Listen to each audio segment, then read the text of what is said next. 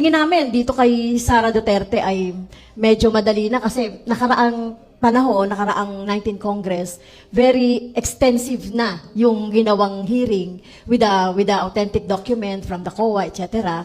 na ganon. So, tingin ko wala sa ano yun sa amount. Alala nyo ba nung sinabi ni Vice President Sara na magpinsan itong si Kumare Kumaharot at saka si Franz? Parehong syunga eh. Ikaw, Franz, okay? Hindi ka na nga kagandahan. Hindi ka pakatalinuan. Bumawi ka na lang sa ugali. Kung anong sama na itsura mo, siyang sama rin na ugali mo. Asan ang hustisya? Wala na. Kung alam, ba't hindi ka pa nakakulong, hayop ka? Nagkakalat ka pa ng lagim. Ang dapat sa'yo mapusasan na. Kaya nervyos na nervyos ka eh. Kasi alam mo, pagka nakalusot si Sara sa mga pinagagawa nyo laban sa kanya, pag upo niyang presidente sa 2028, tapos ka, hayop ka, yari ka. Anyway, di ba, nakakatawa lang yung sinabi niya na mas magiging madali na raw ngayon ang impeachment case ni VP Sara dahil nga nagkaroon na ng extensive na investigation na natin Congress. Extensive, ano ba extensive? Extensive, parang malawakan, ganun, malawakan investigation na natin Congress with matching authentic documents from COA. Ulul. Tang-ina tong gaga na to. Kung di ba naman talaga bobelya. Anong authentic documents from COA ang pinagmamalaki mo? Yung notice of disallowance na ibinigay ng COA sa Office of the Vice President? Na kayo ang nag-interpret? Di ba? Kayo ang nagbigay ng interpretation sa notice of disallowance na natanggap ng Vice President mula sa COA. Hindi nyo naman mandato yan, mga ulul kayo. Pinipilit nyo na merong ninakaw. Pinipilit nyo na ginamit sa mali ang budget ng Office of the Vice President. Pinipilit yung may kupit, may korupsyon, may nakawan na naganap. Una-una, hindi ganyan yan budget.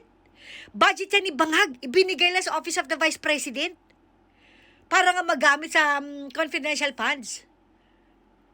Kung meron kayo napasitahin, opisina ng presidente yun. Bakit yung budget na ibinigay niya sa Office of the Vice President? Gago ka?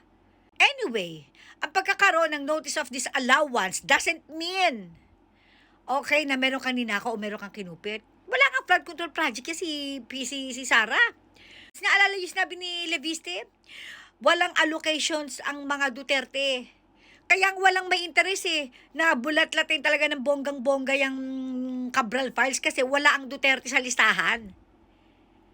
Putang ina ka, yung utak mo talaga sabaw eh, hayop ka. Ang tanda mo na, magpahinga ka na nga. Sa bagay sa kulungan ka na magpahinga. Tapos sasabihin mo hindi sa amount. Dahil nasisilip kayo, yung 125 million, nagigil kayo sa opisina ng Vice President. Okay? Na hindi namang, wala namang korupsyon ha.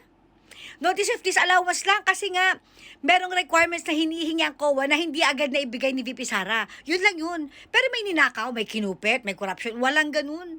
Requirement lang ang kulang at naibigay na ni Sara kaya nga binigyan siya ng unmodified opinion sa 3 taon na pag-upo niya bilang Vice President, di ba? 3 taon din siyang binigyan ng unmodified opinion. Sabi niyo nga sa akin, aside from the Office of the Vice President, meron pa bang nabigyan ng unmodified opinion? Mga ulul to. Pagkatapos ito nakakatawa. Dahil nga gigil na gigil kayo sa 125 million ng Office of the Vice President, di ba natatanong kayo? Bakit 125 billion gigil na gigil kayo pero sa trilyon-trilyon ang nangyaring nakawan na pirmado ni Ngagva sa DPWH, wala kayong say. Kaya banat mo ngayon, wala naman niya sa amount. Tarantado. Galingan nyo sa ginagawa nyong paglaban sa Vice President. Dahil sabi ko sa iyo, kapag naupo na si Sara bilang presidente, ikaw, bumalik ka na sa bundok.